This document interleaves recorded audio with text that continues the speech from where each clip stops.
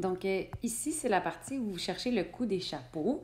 Vous voulez un chapeau par personne ou par invité, ce qui veut dire que vous devez acheter 780 chapeaux. La première chose qu'on va aller faire, c'est d'aller graduer notre plan cartésien. La majorité des élèves ont de la misère à aller graduer ça ici. En fait, ce que vous voyez, c'est que ça vous prend 1, 2, 3, 4 bons pour arriver à 89 et 60. Donc, pour savoir combien il y a à chaque bon, vous devez faire 89 et 60 divisé par 4. Et ça vous fait des bons de 22 et 40. Donc, le premier, c'est 22 et 40. Puis ensuite, je vais tout simplement aller faire 22 et 40 plus 22 et 40 plus 22 et 40. Donc, maintenant que votre graphique est gradué en partie, ce que vous pouvez voir en fait avec la petite légende, c'est que l'axe des X, il représente le nombre de chapeaux. Je vais dézoomer encore plus. Donc, l'axe des X représente le nombre de chapeaux de fête et l'axe des Y représente le coût total. Ce qui veut dire que ce qu'on a comme information dans notre graphique, c'est seulement jusqu'à 24 chapeaux de fête. Puisque vous cherchez pour 780 chapeaux de fête, ce que vous allez devoir faire, c'est trouver l'équation qui représente cette droite-là. Et ensuite, vous allez pouvoir remplacer votre X par 780 pour trouver le coût total. Donc, la première étape, quand vous cherchez l'équation à partir d'un graphique, c'est de vous faire une table de valeurs. Votre table de valeurs, vous pouvez la faire de façon horizontale ou de façon verticale, ça ne dérange pas du tout. L'important dans votre table de valeurs, c'est que vous placiez 3 points au minimum. Donc, vous allez choisir des points qui arrivent pile sur le quadrillé. Donc, par exemple, prenez pas ici quand le X est à 2, parce que vous ne le voyez pas bien. Donc, prenez les choses qui arrivent pile. Donc, moi, je vais aller prendre le point 0, 0, le point 4, 22 et 40, et le point 8, 44 et 80. Vous auriez pu prendre des points qui sont différents des miens. Il n'y a absolument pas de problème. Donc, si je place ces 3 points-là dans ma table de valeurs, ça me donne soit le résultat ici ou le résultat qui est là. L'important, c'est de placer le X en premier toujours. Donc, si c'est horizontal, il est en haut. Puis si c'est vertical, bien, il va être à gauche. Une fois que vous avez ces 3 points-là, vous allez être capable d'aller trouver votre régularité. Votre régularité, ça va correspondre à combien ça coûte par chapeau. Donc, ce que vous voyez dans votre table de valeurs ici, c'est que quand vous ajoutez 4 chapeaux supplémentaires, bien, vous devez débourser 22 et 40 de plus. Et ainsi de suite, on voit que pour 4 chapeaux, ça coûte 22 et 40. Donc, ça va nous permettre d'aller trouver combien ça coûte par chapeau. Donc, ce que tu sais, c'est que ça coûte 22 et 40 pour 4 chapeaux. Donc, si tu fais 22 et 40 divisé par 4, ce que tu vas trouver, c'est combien ça coûte par chapeau.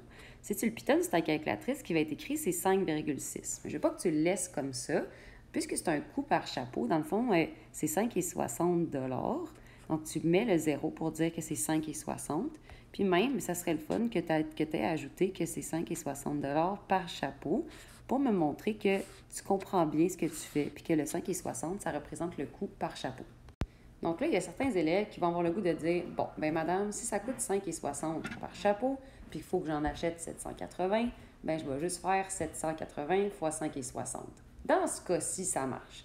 Mais ça fonctionne parce qu'on n'a pas de valeur initiale, on n'a pas de frais de base à payer.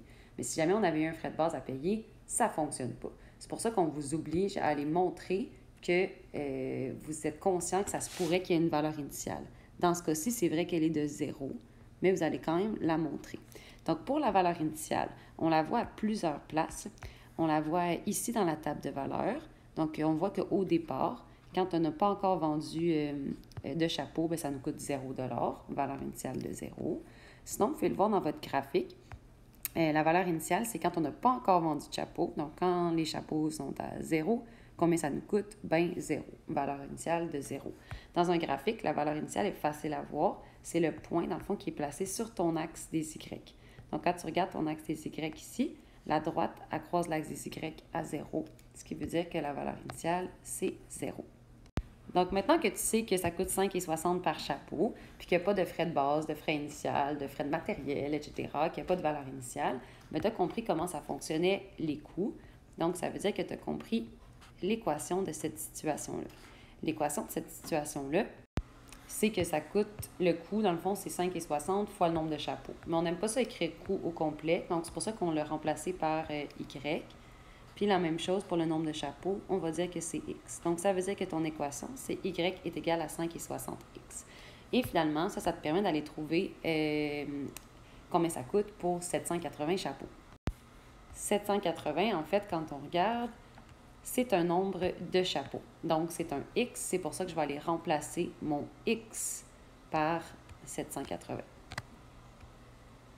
Pour aller exprimer la multiplication entre le 5 et 60 et le 780, moi, j'ai préféré mettre une parenthèse. Mais si tu souhaites mettre un point, il n'y a absolument pas de problème. Donc, maintenant, je fais 5 et 60 fois 780, ce qui me donne 4368 $. Donc, maintenant que c'est terminé, que tu as encadré ta réponse, que tu as mis ton unité, ce que tu peux aller faire finalement, c'est juste aller vérifier si ton équation a fait du sens avec ce que tu vois dans ton graphique. Donc, tu as obtenu une équation qui était y est égale à 5 et 60x. Ça veut dire que tu n'avais pas de valeur initiale. Tu peux aller redouble-checker. OK, oui, c'est vrai que je n'ai pas de valeur initiale. Ensuite, tu as obtenu une régularité de 5 et 60. Ça veut dire que ça coûterait 5 et 60 par chapeau. Donc, tu peux aller regarder ici. Donc, est-ce que c'est ce qui se passe dans mon graphique? Si je le regarde de très, très près, comme vous voyez, là, si on augmente le nombre de chapeaux de 1, est-ce que c'est bel et bien un bond de 5 et 60 qui se fait? Oui, c'est vraiment ça qui se fait ici. Puis on pourrait continuer de la même manière. Là, quand on avance de 1 dans les chapeaux, on monte de 5 et 60 et ça va être ainsi de suite tout le long de ma droite.